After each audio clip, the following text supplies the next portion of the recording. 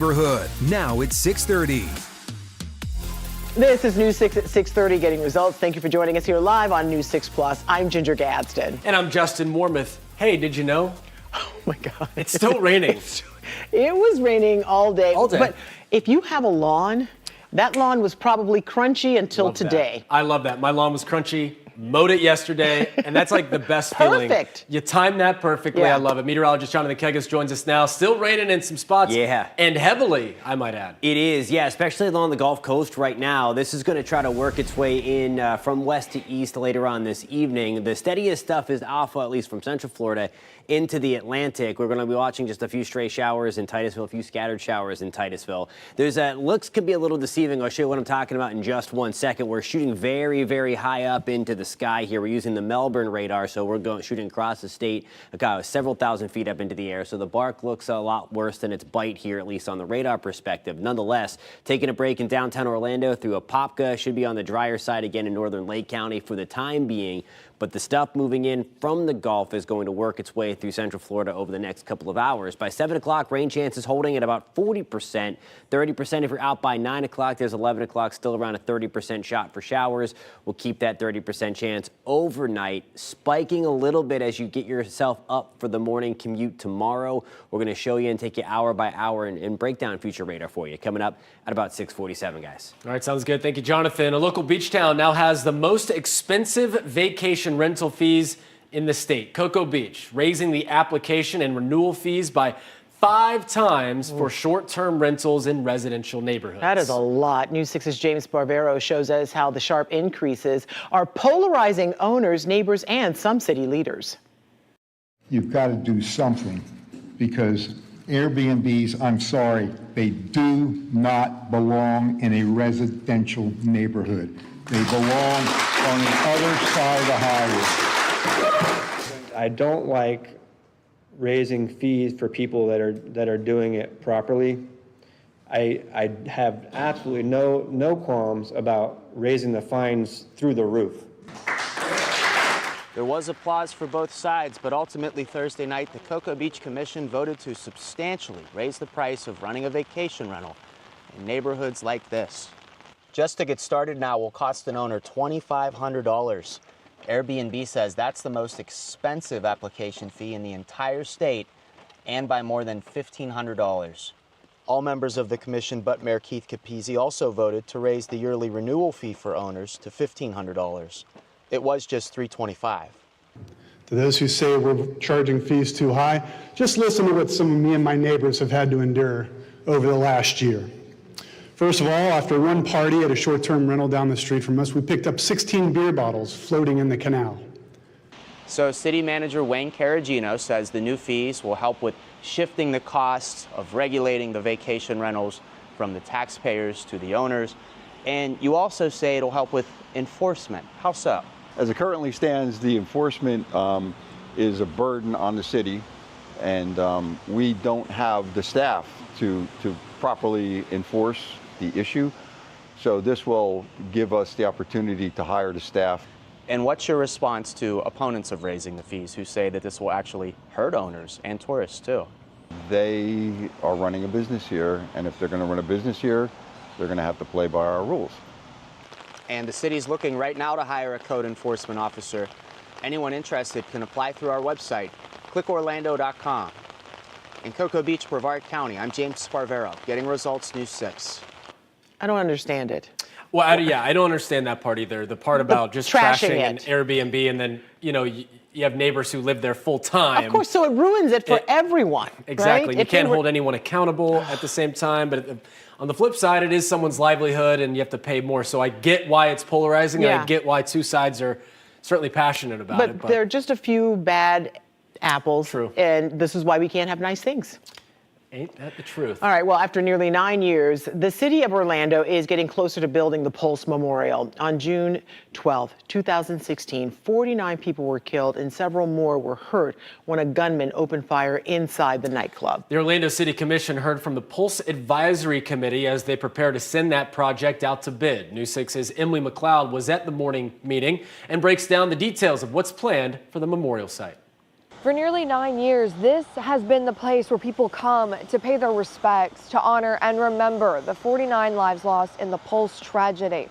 Now, after months of gathering information and feedback, the city of Orlando is gearing up to send the Pulse Memorial site out to bid next Monday, March 3rd. The Orlando City Council is learning more about what the Pulse Advisory Committee is envisioning for the Pulse Memorial. Design assistants who help with the renderings and concepts sharing their thoughts on their design ideas for the long-awaited site. We do think it's important that you open it up, it be inviting, you come into the space and you feel comfortable in that space. Commissioner Sheehan says she is appreciative of the committee moving the project forward in a respectful and caring way. I got to know 38 of the 49 families who lost someone, and it was a very difficult time. So thank you for the committee to taking it to the next level, because in the beginning, Mayor Dyer and I had to be the voice for the voiceless, and then you have found your voice and brought it forward. So thank you to every one of you who served. Now, while some design elements are still up in the air, like whether or not to include the breach wall or where to put the names of the 49, it's possible some pieces from the current memorial may be repurposed into the new one, like the seating. I like the reusing of the seating elements because those were all donated. A lot of the things that what people don't realize, that interim memorial was not something One Pulse Foundation paid for. That was the goodness of the community that came forward and donated. Members of the Orlando City Council say they also appreciate the multicultural aspects, including the flags of countries where some of the victims were from. Flags of origin are very, very important to people, and I think that's a very culturally competent way to do that. Now, the project is expected to break ground in 2026 with an estimated completion for the second half of 2027. I think it's a realistic timeline. We're extending the RFP period so that people can be very thoughtful about the bidding process to be part of this, but I'm comfortable with the construction timeline to be completed by summer or fall of 27. To see more renderings from the proposed design concepts for the new Pulse Memorial site, you can head to our website, clickorlando.com. For now, reporting in Orlando, I'm Emily McLeod, getting results News 6. Well, it is a question a lot of us ask ourselves just about daily. Do I reach for my credit card or should I use my debit? I'll tell you this, I'm more of a roulette guy. There's nothing that I'm really, there's no reason, but here's the thing. While the physical cards do look the same, there are pros and cons with each. So I think that's why I take both and just say, all right, let's see what today's going to be. Experts say a debit card, a great choice if you prefer to pay with the money you already have. And you want to avoid the interest charges with the credit card, or also when you need cash from the ATM.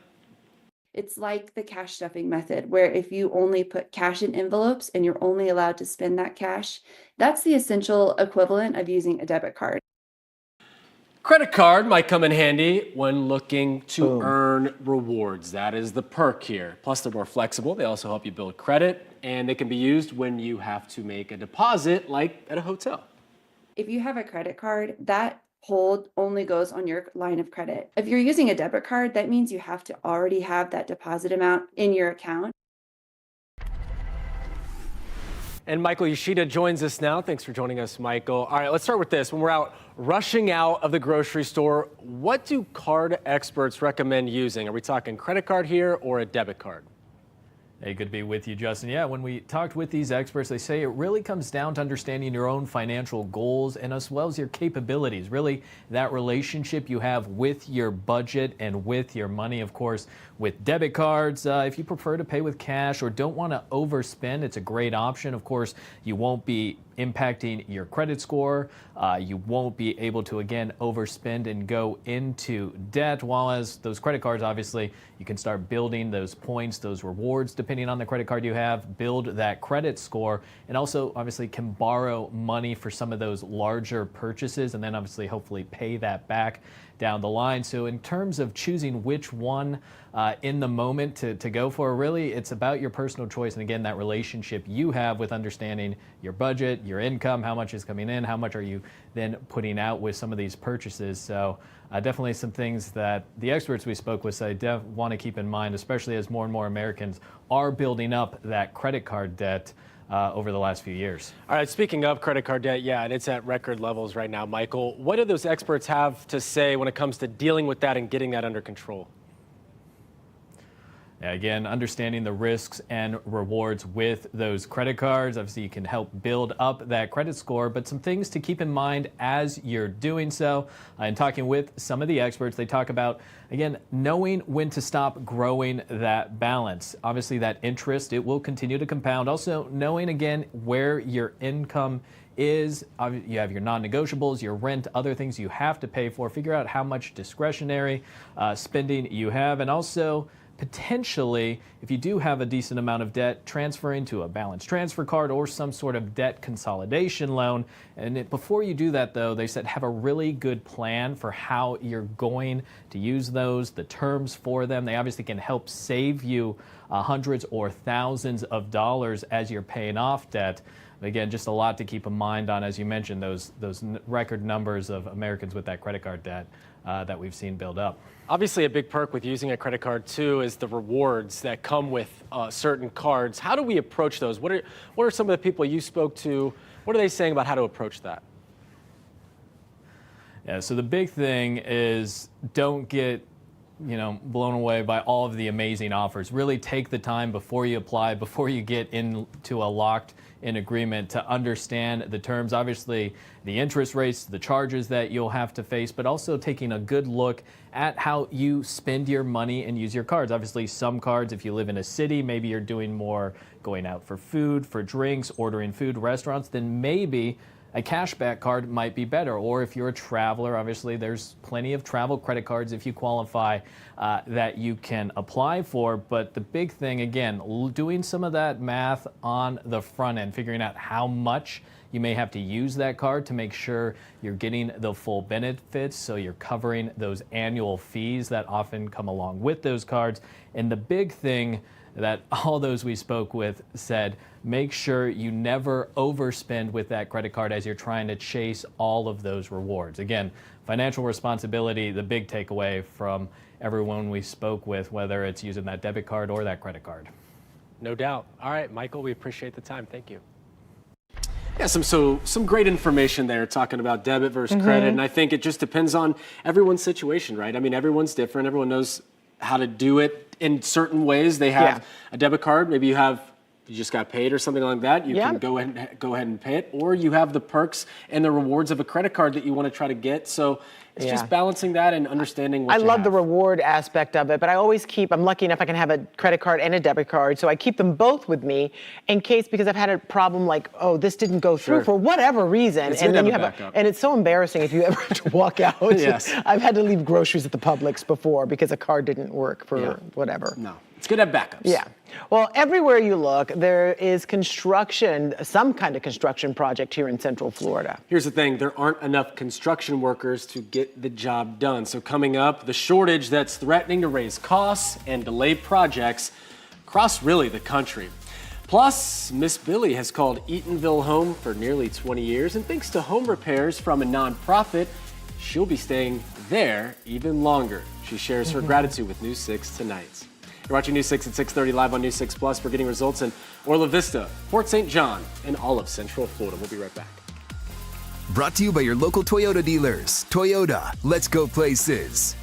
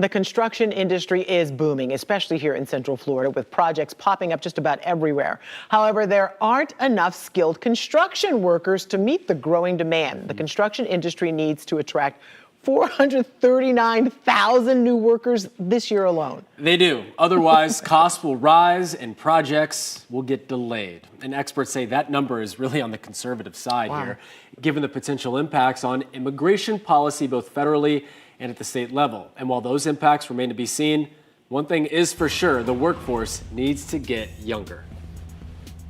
The industry is in a crisis right now of retirement. Michelle Doherty is the CEO of Associated Builders and Contractors, or ABC, a national trade association representing thousands of construction workers. The crisis is this. Right now, we still have about a 500,000 person shortage in the construction industry. The shortage is exacerbating the already high construction costs that are passed on to consumers, not to mention keeping projects on schedule. So not only do we need to bring more people in, we need to get them experience and exposure to the industry faster than ever. For every 3 people retiring in the industry, just 1 is being hired. So ABC is focused on the youth. In fact, the organization recently invited 100 teenagers to its Orlando office, showcasing the different careers that are in high demand. We're doing epic things here in Central Florida. We're building amusement parks and hospitals and all of these things. And we want to show the young folks all of the different career opportunities right here in Central Florida. The Florida legislature has passed the strongest legislation to combat illegal immigration of any state in the entire country. But could sweeping immigration reform at the state and federal level make the shortage even deeper? And I have a lot of clients who are in the construction industry. Orlando attorney Anthony Suarez thinks it will. He told us not all, but most of his clients are undocumented immigrants who do drywall, roofing, and other home construction jobs. And they're working hard, they have good businesses, they pay their taxes, and they own land and real estate. So yes, they're all petrified, they're afraid. Across the country, immigrants account for 31% of all workers in construction trades. Florida has an even higher clip at 38%. The National Association of Builders is on record saying, quote, mass deportation is not the answer because any shock to the labor force would have an adverse impact on housing costs and supply. Roofing is a very difficult job. It is painful to be up in there. It's hard to find Americans actually doing that job. Which makes the outreach ABC is doing, we have a lot of building to do, even more important for Central Florida's future. Because without us doing our job, then there are no other careers. You can't be a doctor if you have no hospital. Right. You can't be a bank unless you have the building. Our foundation of the buildings we build can be a part of the future of Central Florida. Pretty good pitch right there. Part of the future of Central Florida. And Ginger, part of the pitch to the younger generation as well is working straight out of high school, making money straight out of high school. Good money, too. Good money, as opposed to maybe going to college and then potentially having debt, student debt. Debt. So it needs to skew younger. That's what they're working on. That's why they have these apprenticeship programs and just being out in the community and showing these high schoolers that, hey, listen, you can do this right out of high school and make pretty decent money. I always appreciate when I see people doing that kind of work, especially in the summertime in Florida. That is really tough work, and only a special group. They want to do it, right? And so if you're skilled enough to do it, please do it.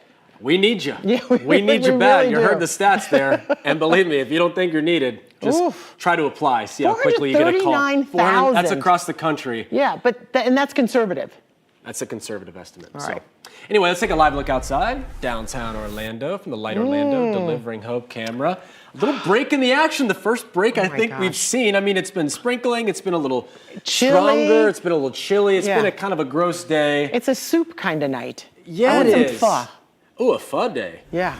All right. Well, there's so much I can do with that. I was going to say, I think people were saying that early in the day whenever they looked out the window. And it was tough to get out and like start your day when you wake up and it's raining and gray like that. Yeah, it just helps when the sun shines out. When you have to get up early on a Monday. Yeah, not the case today. You mentioned it, a little bit of a breakout there. For some of us, anyway, we have more working in on the west side. Oh, look at that, yeah. Yeah, nice little parting of the Red Sea there, if you will. We have some scattered showers right on the I-95 corridor. We have more light rain already trying to push back into Lake County.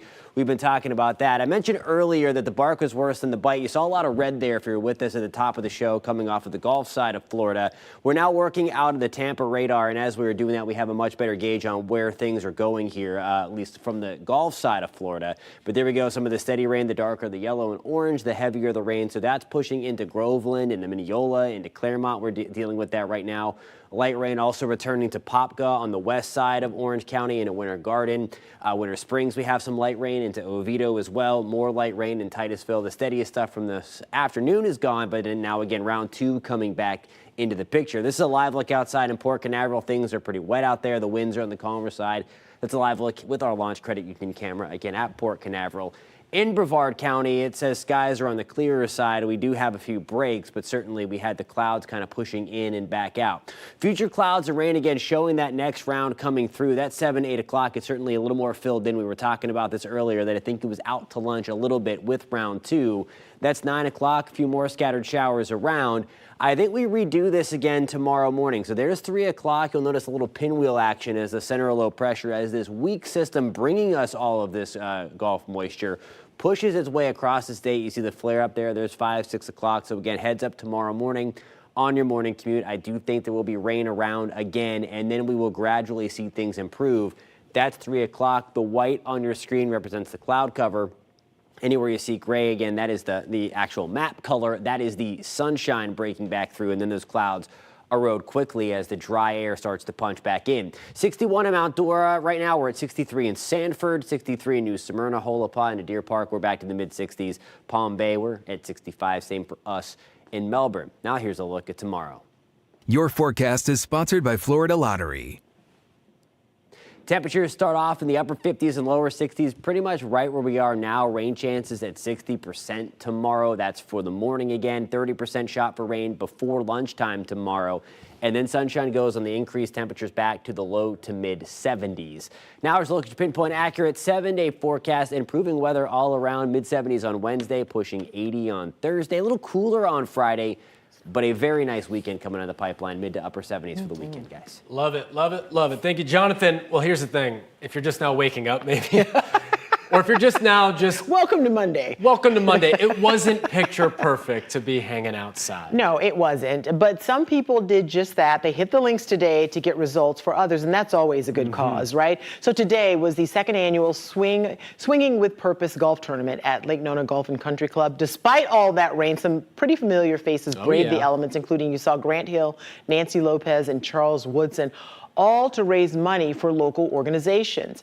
Last week, I spoke with the organization's founder, Diana Riley. After retiring early, she channeled her love of golf through Swinging with Purpose to get results for local organizations. All the money from today's tournament will help fund underserved grassroots nonprofits across Central Florida.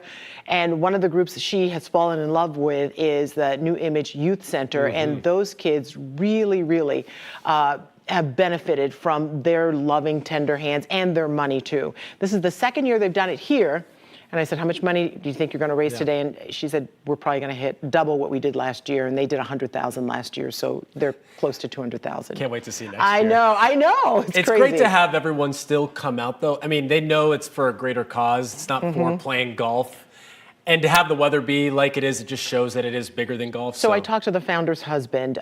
He was so great. He says the reason they started doing it in Naples a few years ago is that they had these 2 kids who played basketball. They never showed up for practice on the same day. The reason they didn't is because they only had 1 pair of tennis shoes between them. I think that hits. What are you supposed to do with that, right? Yeah, right there. Wow. Well, great job being out there. I love that. You were great. out there braving the conditions too, so I love it. Hey, we're hitting the road to Oviedo. If you live, if you work in that community, let us know what makes it special or the concerns you have that you want us to look into. Growth is one of those. I know what you're doing. Believe me, we've already received dozens of emails. Yes. Head to clickorlando.com/hitstheroad. Share your story. We'll look into it. And we'll be right back. Coming up in the morning, a local school set to get a multi-million-dollar makeover. What it means for hundreds of students who are focused on the arts and how long it will take for the work to be complete. And your pinpoint weather and traffic every 10 minutes. We'll see you for News 6 Morning starting at 5.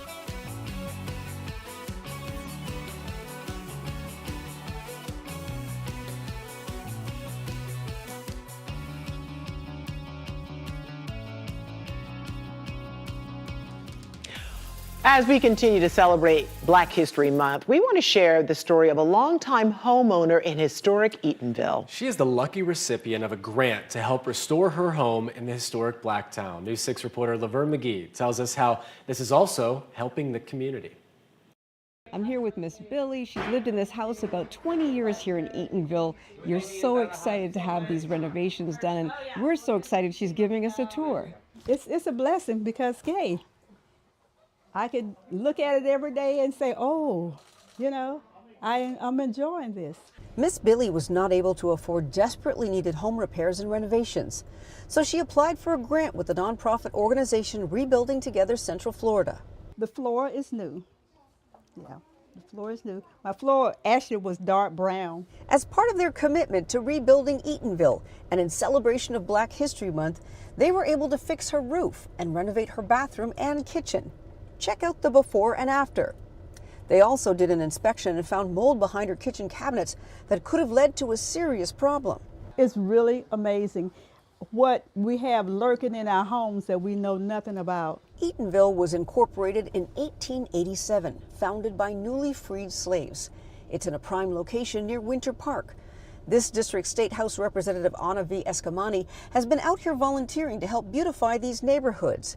She says she's fighting to make sure residents reap the benefits of upgraded homes without being forced out due to gentrification. It's really important that we, of course, revitalize our communities and invest in them. But there are ways to do it where you're not pushing people out. You're helping to work with the community so that the revitalization improvements are done collectively, not just by outsiders. I am grateful.